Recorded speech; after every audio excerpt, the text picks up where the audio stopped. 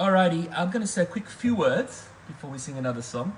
This week, as I said, is Shabbat Bereshit. It's the start of the Torah. Now, I'm not going to go into the story of creation because most of us in our various histories and pasts have heard varying accounts of the story of creation. The idea that God created the world ex nihilo from absolutely nothing through a series of divine fiats, commandments where he commanded and things happened. But what I do want to talk about is the notion of the biggest gift that anybody can be given. The one thing that we have that we cannot replenish. It doesn't matter how rich we are, how poor we are, how big our house is, how small our house is. One thing that we have that can be taken away but cannot be given back is time. It is a commodity that cannot be traded, and until time travel can be invented, that is going to be something that will be elusive and that will elude us always. The notion that time, once we lose it, cannot be given back. And what does God do in this week's parasha? He creates the world in 6 days, 6 stages, 6 ages, 6 aeons, however we want to understand it. But what he does on the 7th day is he rests. He takes time out. He has a look at what it is that he has created in this amazing plan of his, executed from beginning to end, from chaos to order. And there he sees he has achieved what he needs to, the pinnacle of his creation being man and woman, humanity. And he says, I'm taking time out. And God says the following words. So the Torah says the following words. Va-yi-hee, Erev, Voker, Yom Ha-shee-shee. We know it. It was the night and the morning, and it was the 6th day. Vi-chawl, Ha-sha-ma-yim, Vi-ha-ah-retz, Vi-chawl, Tsi-vah-um. And it was the time when the heavens and the earth had been created. Va-yi-chal Ba-yom Ha-shi-vee-ee, Mi-lach-to, Ah-sher.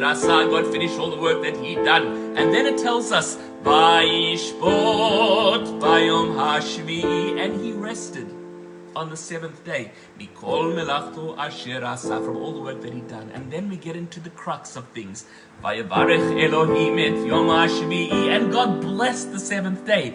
Va-yi-kadesh oto. And he made it holy. He sanctified it. He set it apart from all of the others.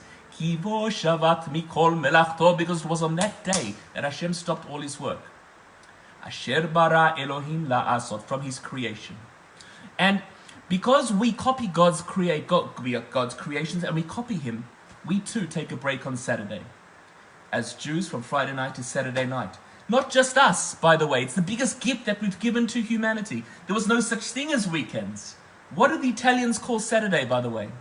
How do they say Saturday? They go sabato, from the word Shabbat. That's where it comes from. The root of the word sabato, or Saturday in Italian, comes from Shabbat, the Sabbath. Christian people do it on a Sunday. Muslim people do it on a Friday. Jewish people do it on a Saturday. It doesn't matter. The notion of taking time out of your day and using it to rejuvenate, to take time to spend with your family, with your friends, away from your work, hopefully. That, my friends, is one of the greatest gifts that Hashem ever gave to the world. Because time, the idea of giving time, that is a true gift. Because it is the one commodity that we can never ever replenish. It doesn't matter how many facelifts we have, it doesn't matter how many Botox injections we have, and I'm not knocking it, God forbid, I'm just saying, what inside remains, the outside might come across beautiful. But inside, what did King Solomon say? Sheker hachen vehevel hayofi. Sheker hachen vehevel hayofi. Beauty and looks, they are deceiving. Why? Because they are fleeting.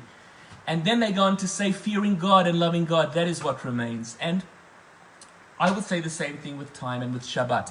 It is the gift that keeps on giving because it allows us to rejuvenate, to recharge our batteries.